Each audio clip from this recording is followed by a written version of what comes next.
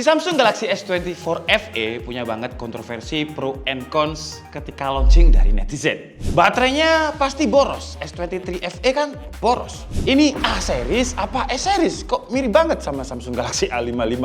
Wah, Exynos. Chipsetnya pasti panas nih. Kok storage-nya cuma mentok 256 GB? Ya, pasti kurang nih. Galaxy AI-nya pasti gimmick nih, nggak kepake. Buat apaan? Well, saya sudah baca, saya udah research, saya udah tes HP-nya juga. Dan ini adalah review dari Samsung Galaxy S24 FE setelah baca, research, dan testing langsung dari komplainan netizen. Plus, apakah dia layak untuk dibeli? Apa mending langsung ke S24 reguler dan plus aja? Kita bahas dari tampak luarnya dulu. Saya udah nggak punya Samsung Galaxy S23 FE ya, tapi ketika saya lihat videonya Bang Effendi dari YouTuber Cubu ketika dia membandingkan dengan Samsung S23 FE, sekarang sih S24i itu lebih flat dan roundednya lebih manusiawi, lebih enak dipegang, dan lebih kelihatan mewah. Kamera selfie-nya lebih gede dan udah nggak ada ring silver lagi yang nggak ganggu mata, tapi sekarang buletannya itu jadi lebih gede. Kalau dibandingkan sama A55, ya emang mirip sih. Dari belakang mirip, glossy-nya pun juga mirip, cuman tampak depan selfie kamera S24 FE lebih gede juga. Bezelnya sih lebih tipis S24 FE tapi dikit aja, dan di pinggir A55 itu punya island sendiri buat tombolnya. Selebihnya sih sama ya. Paling yang membedakan ya proteksi layarnya. Sama dengan A55, si Samsung Galaxy S24 FE ini pakai Corning Gorilla Glass Victus Plus. Kalau dibandingin sama S24 reguler, beda. Terus bedanya lagi di Samsung Galaxy S24i, IP ratingnya itu ada di IP68 dan A55 itu masih di IP67.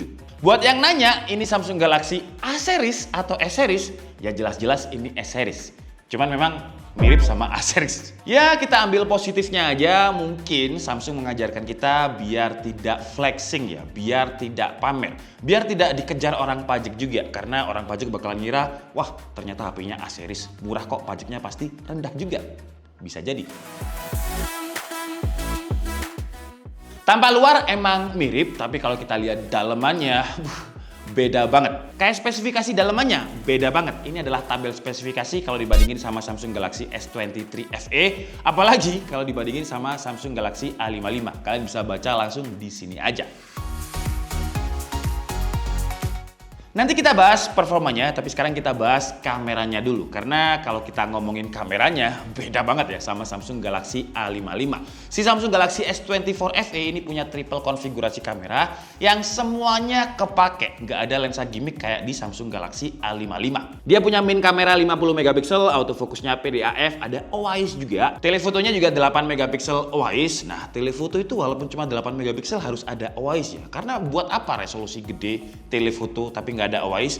Ya kalau tremor dikit langsung ngeblur. Terus ultrawide-nya 12 megapiksel, nggak ada yang gimmick. Foto di segala kondisi, ketika delete udah aman-aman aja. Point shoot tanpa harus otak-atik exposure aman. Ketika kameranya ini stabil, nggak kelihatan kayak jomplang gitu ketika pakai ultrawide dan juga telenya. Warnanya juga udah ciri khas Samsung yang natural, nyaman buat dilihat di mata, nggak terlalu terlihat over post processing, mau foto langit dan mid range-nya luas, foto di tempat teduh, separasi gambar gelap dan terangnya juga bagus. Skin tone aman, detail juga cukup jelas. Kalau low light, detail agak berkurang, ultrawide dan telenya nggak sebagus kamera minnya, tapi ini wajar di kelas flagship juga biasanya seperti ini kalau low light. Terus juga ada beberapa noise kalau cahayanya low banget. Kalau mau kreatif di AI-nya, kita juga bisa pakai fitur ala-ala Google Pixel yang kemarin, Add Me. Caranya ya tinggal foto aja, terus pilih Add from Gallery dan masukin orang yang mau di-add di gambar. Kita bisa duplicate orang atau nambah orang di frame juga bisa. Oke, jadi ini adalah kualitas kamera depan dari Samsung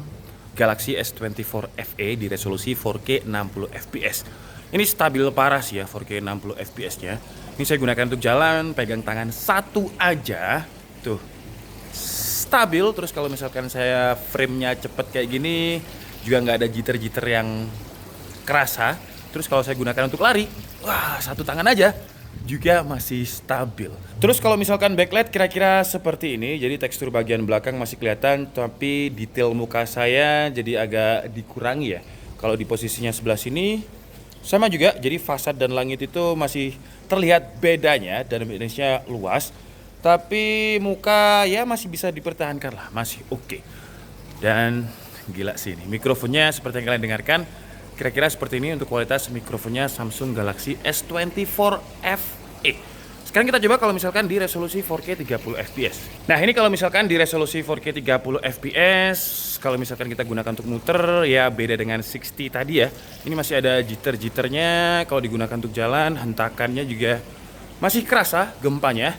Kalau lari, masih kerasa juga gempanya, jadi idealnya menurut saya di 4K 60 fps. Terus kalau mau gonta-ganti lensa, dia bisanya di 30 fps ya. Jadi 4K 30 fps bisa, Full HD 30 fps juga bisa. Tapi kalau udah naik di 60 fps nggak bisa sih.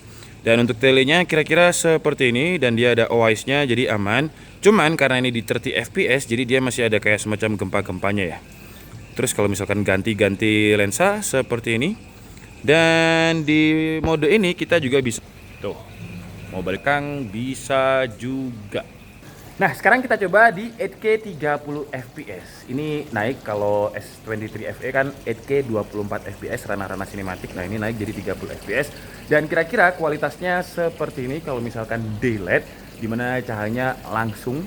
Dan kalau digunakan untuk jalan kira-kira seperti ini, stabilnya kayak gimana.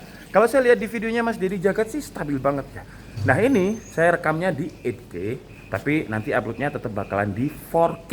Jadi buat kalian yang pengen tahu kualitasnya 8K tanpa dikompres, tanpa diturunin ke 4K, kalian bisa nonton videonya Mas Dedi. Beliau udah nyobain tuh 8K RAW tanpa edit, di-upload langsung, kira-kira kualitasnya kayak gitu. Ya ada kompresannya YouTube, tapi ya nggak banyak-banyak seharusnya kompresannya. Nah ini kalau 4K 60 fps dia nggak bisa pindah lensa. Kalau daylight, wah detailnya cakep banget sih. Maju dicoba deh. Terus kalau misalkan saya jalan mundur, stabilnya juga oke banget. Nah sekarang saya mau coba untuk dynamic range-nya ya.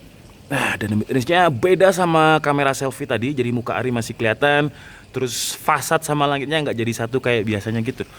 Jadi detailnya cakep. Terus kalau misalkan saya mau rotary shot, stabilnya kayak gimana? Wih gokil, ini stabil banget sih ya. Coba dynamic range lagi. Ini saya jalan mundur. Wah, stabil sih. Ri Melayu Ri. Sekarang kita coba untuk lari. Wah, masih stabil ya. Sekarang jalan mundur nih. Ada nih. Duh, kono. Nah, ini kalau misalkan footage untuk lari ya, 4K 60 fps. Autofocus kita coba. Diam Ri. Ngalio. Set. Nah, lagi. Kita coba lagi autofocus lagi. Set. Nah, autofocus sih cepet ya. Sekarang kita coba ultrawide. Ultrawide-nya dynamic range-nya nggak sebagus main kamera, tapi udah cukup lah ya. Muka Ari memang agak gelap dikit tapi masih kelihatan. Jadi ultrawide 4K 30 fps masih stabil juga. Ini saya gunain untuk jalan. Terus rotary shot. Wah, kalau agak kenceng agak kerasa starternya tapi nggak parah. Tuh. Sekarang kita coba untuk lari lah. Jalan mundur. Nah, kira-kira kayak gini. Mundur lagi sekarang. Set, wah masih stabil juga. Selain dari sisi kamera yang beda jauh sama Samsung Galaxy A55, dari sisi performa juga beda. Chipsetnya aja ini udah mirip sama Samsung Galaxy S24 Plus dan juga yang reguler. Dia pakai Samsung Galaxy Exynos 2400E. Kalau kata Samsung sih ini experience mode ya. Kalau kata David Gadgetin, E-nya ini Eco, mode Eco. Tapi kalau kata saya sih E-nya ini di limit. Tapi di limitnya dalam arti yang positif ya. Karena semua fitur Exynos 2400 benar-benar plek-ketiplek sama yang versi E ini. Bedanya cuma di satu core-nya aja. Di Cortex X4, core kencengnya itu diturunin dari 3,2 GHz jadi 3,1 GHz. Selebihnya semuanya sama. Chipset ini juga ditemani sama RAM yang 8GB, tapi sayangnya untuk storage-nya itu mulainya dari 128 dan paling mentoknya di 256GB. Untuk HP kelas flagship menurut saya 256GB 4K 60 fps terus menerus ya bakalan cepet habis. Apalagi storage-nya ini juga udah storage flagship yang nggak bisa di-expand kayak di Samsung Galaxy A55. Untuk hasil Antutu versi 10-nya kalau nggak pakai kipas itu ada di 1,6 jutaan, kalau pakai kipas di 1,7 jutaan. Exynos 2400 kalau nggak pakai kipas itu di sekitar 1,7 juta. Jadi selisihnya ya sekitar 40 sampai 50 ribu. Ya tipis banget. Buat main game karena beda cuma 0,1 GHz aja dibandingkan sama Samsung Galaxy S24 reguler dan juga Plus, Jadi hasilnya ya masih mirip-mirip. Kayak Genshin Impact di settingan highest 60 FPS-nya aktif, dia dapat average itu 54, maksimum bisa tembus 60. Drop-dropnya itu di 44 FPS. Kalau pakai cooling, Genshin Impact nambah, lebih stabil juga dengan average FPS-nya 59, drop-dropnya di 52 FPS. Car X Street, game open world yang berat banget dengan grafiknya mentok rata kanan di 6, average FPS kalau nggak pakai cooling dia di 52 FPS, maksimumnya bisa tembus 60. Dropnya bisa sampai 30 FPS. Tapi kalau pakai cooling, bisa lebih oke lagi. Dengan average FPS-nya di 57, dropnya itu cuma di 50-an FPS. Kalau game-game ringan kayak Mobile Legends, dia kebukanya udah grafik ultra, frame-nya juga ultra, jadi kebukanya 120 FPS. Dengan average FPS-nya di 112, drop-dropnya cuma di 107 FPS. PUBG dia kebukanya Smooth Extreme Plus, jadi bisa main di 90-an FPS. Average-nya sih di 85-an, drop-dropnya di 77 FPS. Tadi kan saya bilang E-nya ini di limit, tapi di limitnya kan dalam arti positif ya. Ya namanya di limit, positifnya di mana emang? Dengan kata di limitnya tadi berarti baterainya sekarang lebih awet karena dia nggak memeras daya gede. Di S23 FE kapasitasnya tahun lalu itu di 4500 mAh, sekarang di-upgrade jadi 4700 mAh dan daya tahan baterainya untuk video playback tanpa internet, kalau saya lihat videonya Mas Dedi Jagat bisa tahan sampai 25 jam.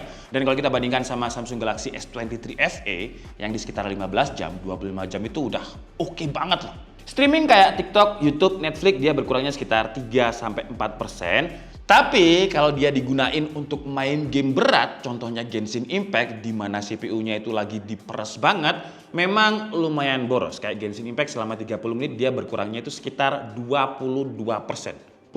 Lumayan. Record video di 4K 60 FPS, indoor ada AC karena ini cuma di loop aja dan hasilnya itu berkurang sekitar 12%. Nggak terlalu boros kalau digunakan untuk record video, tapi kalau main game berat, kerasa banget. Kalau untuk waktu pengecasannya dia masih sama kayak sebelumnya sih ya, dengan support fast chargingnya itu di 25 watt. Ngecas 30 menit terisi sekitar 57% dan 1 jam 10 menit terisi 100%. Tapi chargernya ini seperti biasa, Samsung harus beli sendiri ya. Dan untuk fitur-fitur flagship kayak wireless charging support 15 watt, terus reverse wireless charging juga ada. Untuk suhu permukaan kalau kita gunakan untuk main game berat memang dia lumayan anget ya. Ini aja saya pakainya di ruangan indoor, AC nyala sekitar 24 derajat Celcius. Suhu ruangan itu di kisaran 27 derajat Celcius. Genshin Impact settingan highest 60 FPS aktif selama main setengah jam. Itu suhu tertingginya ada di kisaran 43 derajat Celcius belakang, depannya juga di kisaran 42 derajat Celcius. Jadi kalau kalian main tanpa AC, bisa lebih panas lagi. Kalau ada yang komen, ya chipsetnya Exynos panas, ya itu wajar sih ya, karena yang dipakai ini chipset kelas flagship. Biasanya chipset flagship itu memang kalau digunakan untuk main game yang lumayan lama, ya lumayan anget. Tapi kalau keperluan enteng kayak cuman pakai fitur AI-nya, record video 4K, nggak terlalu anget kalau nggak secara terus-menerus. Tapi ngomongin soal AI-nya Samsung Galaxy S24e ini juga melimpah. Kalau dibilang gimmick, sebenarnya komen gimmick ini udah ada sejak Samsung Galaxy Z Fold dan Galaxy AI itu diperkenalkan. Tergantung yang pakai sih sebenarnya ya. Kalau nggak kepake ya jatuhnya gimmick. Tapi menurut saya suatu saat pasti kepake. Ibaratnya kayak tangga yang ada di rumah, nggak mungkin tangga itu kita pakai tiap hari ya. Tapi kalau misalkan ada lampu plafon mati, terus AC kemasukan cicak, ya pokoknya sesuatu yang butuh tangga itu pasti kepake. Kalau di Samsung ini contohnya ya Note Assist. Mungkin yang pekerjaannya nggak berhubungan sama teks, ya nggak kepake. Tapi suatu saat tiba-tiba anak ada PR, adik ada PR, atau tiba-tiba ada project, pasti kepake. Kayak Note Assist ini ya, dia bisa ubah voice jadi teks. Langsung pakai Samsung Notes aja, terus teksnya tadi bisa di-summarize, bisa ditranslate, atau bisa diubah format stylenya biar lebih rapi. Terus kalau lagi browsing, research pakai website luar, bisa langsung translate atau summarize juga lewat browsernya. Chatting sama temen yang bule juga udah bisa ditranslate ke bahasa Indonesia. Udah bisa pihak ketiga kayak Facebook Messenger,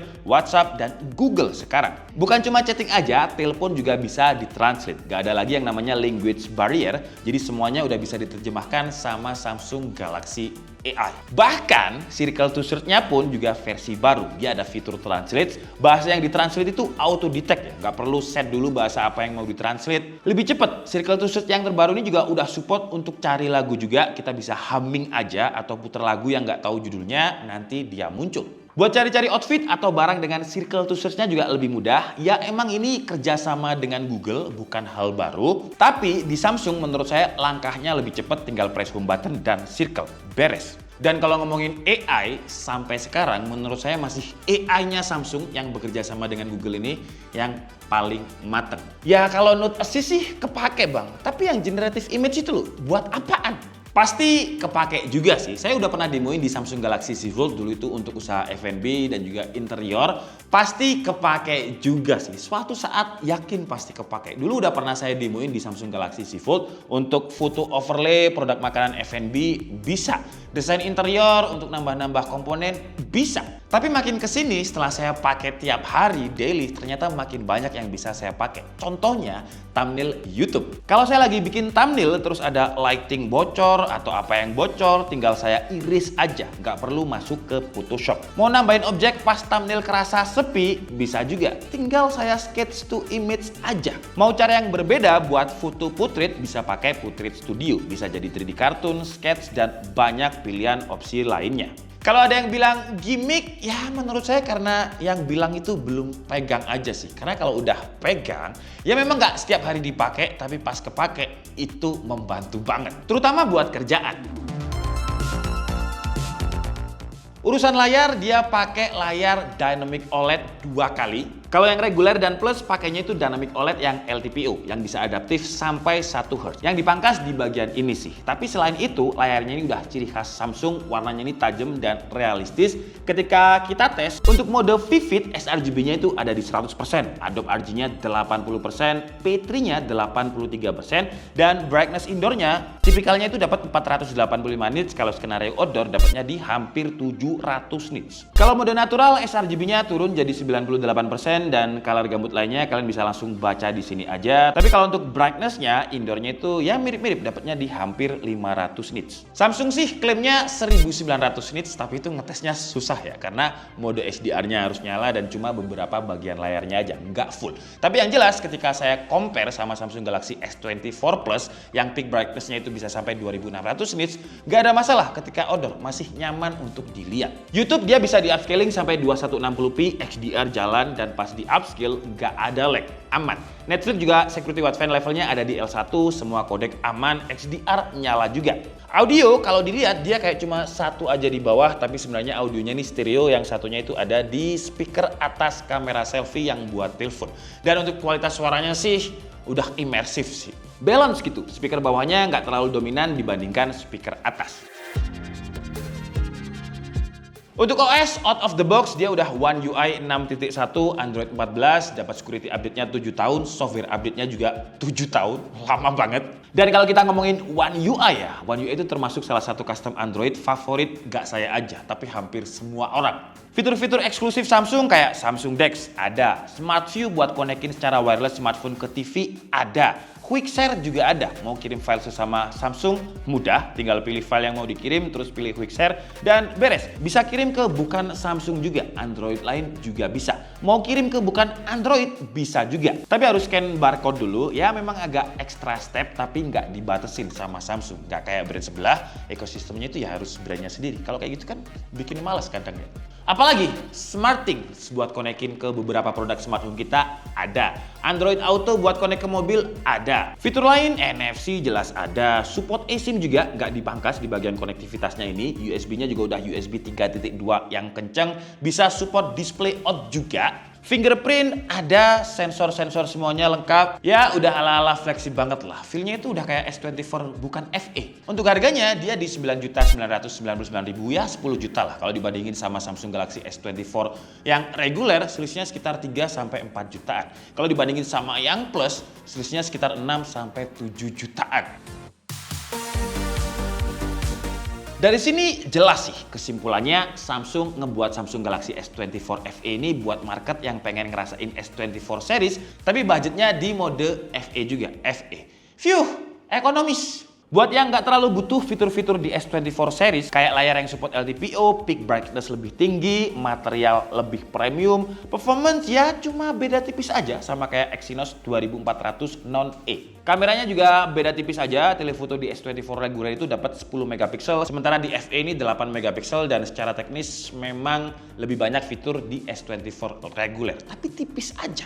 Apalagi yang reguler itu layarnya lebih kecil lagi, 6,2 inch, ini 6,4 inch. Fitur AI gak ada yang dipangkas, dapat plek ketiplek sama versi reguler dan juga plus. Sayangnya di Samsung Galaxy S24 FE ini storage-nya mulai 128 dan paling mentoknya di 256. Ya kalau digunakan untuk record 4K atau kalian mau mainan 8K-nya, 256 GB itu pasti kurang banget. Dan karena dia ranah flagship, jadi nggak bisa di-expand lagi untuk storage-nya. Sayangnya di situ sih. Terus baterainya memang lebih awet ketimbang sebelumnya, tapi tetap boros juga kalau dipakai untuk keperluan berat kayak record 4K terus-terusan sama main game berat. Lumayan anget, walaupun angetnya nggak seanget ketika main game Genshin Impact. Ya kalau dipakai dua keperluan ini, main game Genshin sama sering-sering record video, ya bisa-bisa ngecasnya sehari harus 2 kali. Frame layarnya emang lebih tebel, tapi kalau dibandingkan sama A55 masih lebih tipis S24 FE sih. Tapi ya tipis banget bedanya. Kameranya ini nggak ada upgrade dari sisi spesifikasi, tapi ada perubahan perbaikan gambar kayak di 8K-nya, kalau dulu kan 24 fps, sekarang udah bisa 30 fps dan gambarnya kayak lebih bagus S24 FE juga. Kalau nggak masalah dengan semua kekurangan ini, karena memang kalian mungkin nggak butuh dan kalian bisa saving sekitar 3-4 juta untuk yang reguler dan hampir 6 juta untuk yang plus, ya si Samsung Galaxy S24 FE ini bisa ngasih kalian vibes 5 S24 series dengan harga yang lebih terjangkau. Saya Nika Stabdi and see you on the next video. Bye-bye!